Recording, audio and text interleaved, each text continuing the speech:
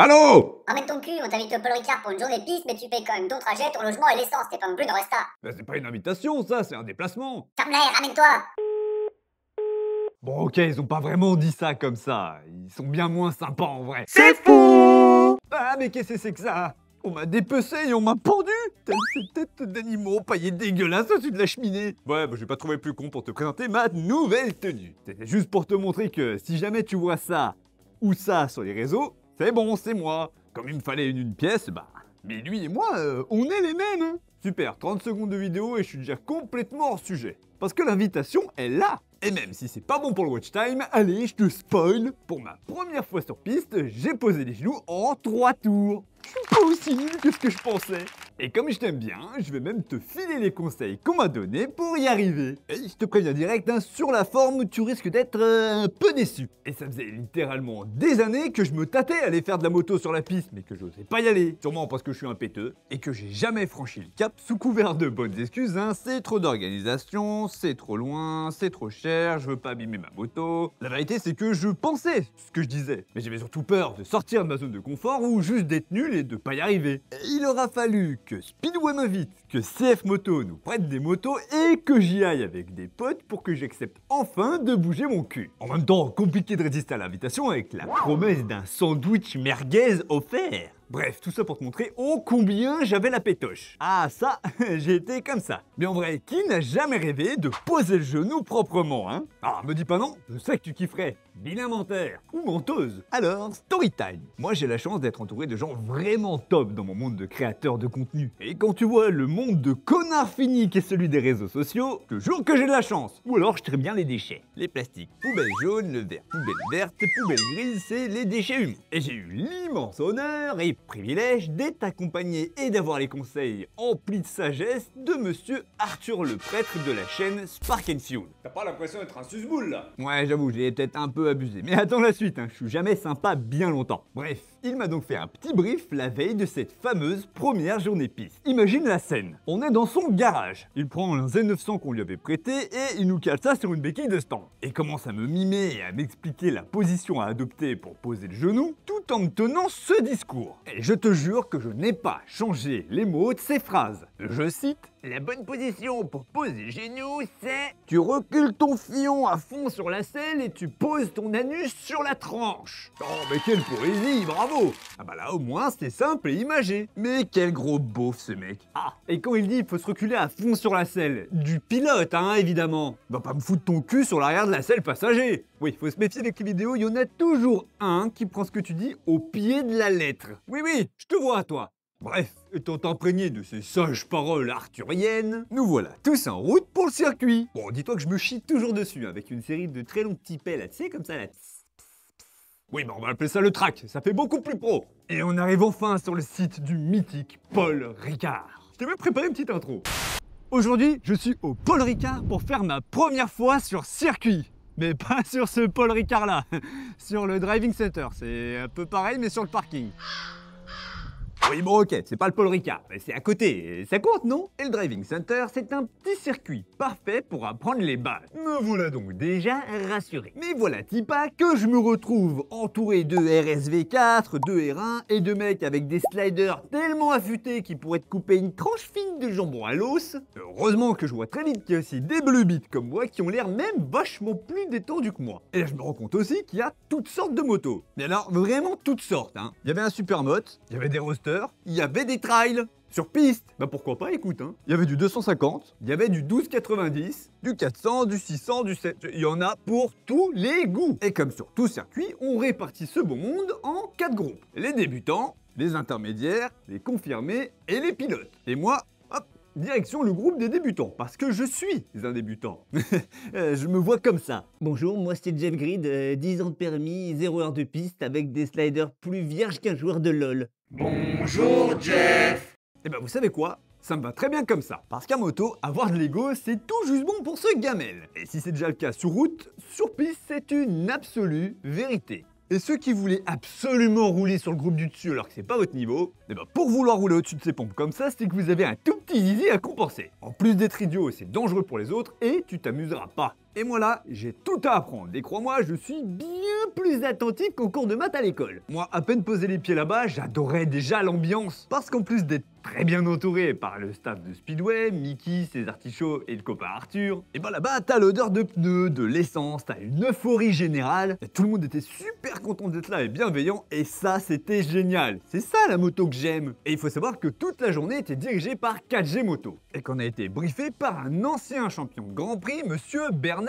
Garcia. Ouais, il se défend bien sur la piste, oui. Alors quand il te donne des conseils avec son gros accent marseillais, tu la fermes et t'écoutes. Et à peine le temps d'arriver et de boire un café, nous voilà balancés sur la piste pour ce qui va être ma toute première fois. Et c'est parti. Et c'est donc avec l'agilité d'un facement rude que j'arrive à faire mes tout premiers tours. Et je me concentre à fond sur freinage, trajectoire, sans vouloir aller vite, je découvre. Mais tout en restant focus sur la fameuse position fion-anus. Deuxième tour, je me détends et je commence à comprendre que les virages, c'est pas un test de foi. Et qu'une moto, ça tue quand même vraiment bien la route, bordel à cul. Et troisième tour, mon genou droit se pose sur le sol, tout seul, comme un grand. Putain, j'ai failli chialer, bordel. Ah, ça, je m'en rappellerai de cette journée. Parce que, outre le fait d'être méga stylé, et ça encore, c'était surtout un putain de rêve de gosse. Alors, petit point de culture quand même, pour ceux qui croivent que poser le genou, ça sert à flex sur Insta. Oui, ces gens-là, ils croient pas, ils croivent.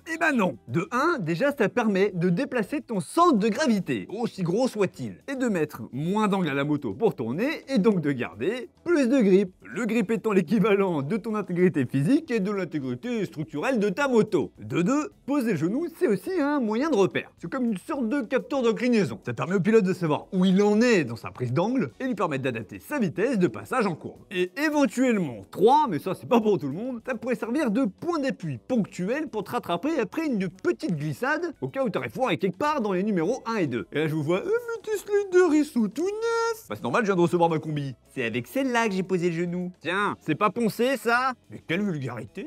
Bref, je m'égare encore. Dans tous les cas, faut pas se forcer à poser le genou. Poser le genou sur le rond-point du parking de Lidl, c'est pas une perf, hein. C'est pas poser le genou ça. Et d'ailleurs, quand tu commences un peu à comprendre le concept de le faire sur piste, tu comprends aussi à quel point c'est une énorme connerie de faire ça sur route ouverte. Mais je te juge pas, hein. Si, carrément, je te juge. Et hop, fin de première session. Donc je passe le moment où je saute partout parce que je suis trop content. Et premier briefing. Freinage, point de corde. Je hoche la tête comme ça là. Mais dans ma tête, moi c'est Koh-Lanta, hein, sauf que j'ai ni la carte ni la boussole. Briefing pendant lequel un moniteur t'a suivi et a filmé tout ce que t'as fait. Mais tout ce que t'as fait de mal. Ta vidéo est donc projetée sur le mur devant tout le monde, où on peut admirer que tu fais des conneries. Et du coup, ça te permet de les voir et de les corriger. Et ça, c'est vraiment génial. Et en plus, on se marre bien. Et puis en même temps, on t'explique et on t'apprend vraiment les trajectoires. Et là, tu redécouvres la géométrie, mais en version utile dans la vie. Extérieur, intérieur, extérieur. Enfin, tu comprends pourquoi, comment. Alors oui, sur route, on a une vague idée quand même. Mais sur piste, ça a une autre ampleur, vraiment. Parce que là, sur le circuit, tu passes plusieurs fois au même endroit. Tu le connais par cœur et t'apprends à dompter chaque virage. Et tu comprends que chaque virage est différent et que chaque virage a sa propre vitesse, sa propre trajectoire. D'ailleurs, en vrai, ça devrait être obligatoire, genre payé par les assurances et tout. Pourquoi c'est pas payé par les assurances d'ailleurs? Pourquoi vous payez rien les assurances? En bref, on s'égare encore. Et plus tu suis la bonne trajectoire, plus tu roules fluide et plus tu roules vite. Et tout le kiff est là. T'es pas en guerre contre ta moto, t'es vraiment en symbiose avec.